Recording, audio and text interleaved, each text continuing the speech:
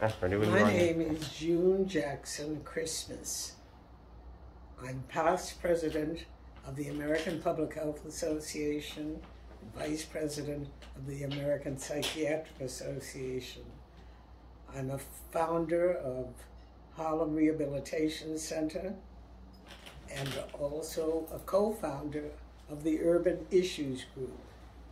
And in all of these activities in New York City, where I live, I believe I've been influenced by a wonderful woman, an obstetrician and internist, whose name was Dorothy Boulding Ferebee.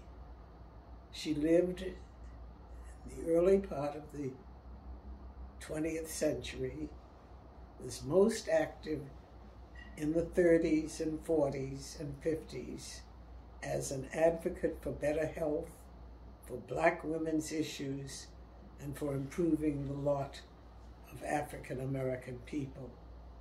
She did it through combining her zeal and zest for improving health with her drawing upon other people from the community, from her social organizations, sororities such as the AKAs, and from imploring, persuading, and guiding people like plantation owners to open up their ranks of poor sharecroppers and let them get health care.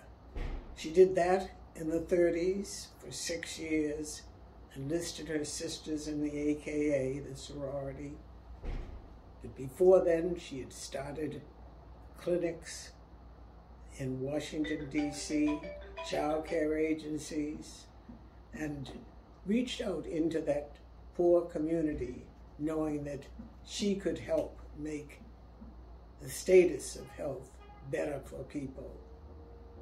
She overcame obstacles, not being given an internship when she was at the top of her class graduating from medical school, not being able to express her views during the war time when prejudice against people protesting social discrimination and segregation were looked upon critically.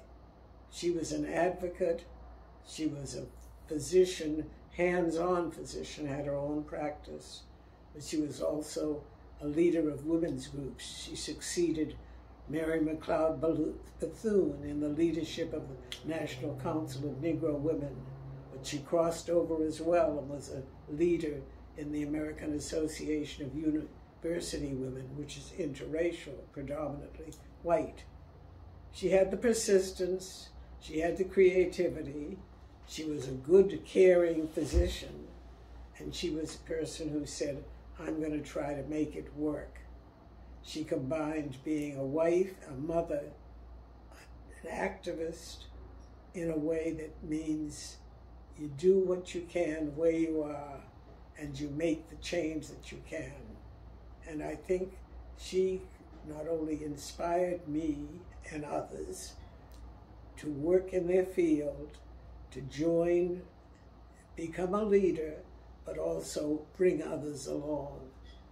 And for all of these reasons, she's somebody that I am glad I heard of first as a little girl growing up in Cambridge. She was somebody to emulate. She did a lot of good in medicine, in women's health, in political advancement, and did a lot for social change. I'm glad she influenced my life. That was good. Yeah.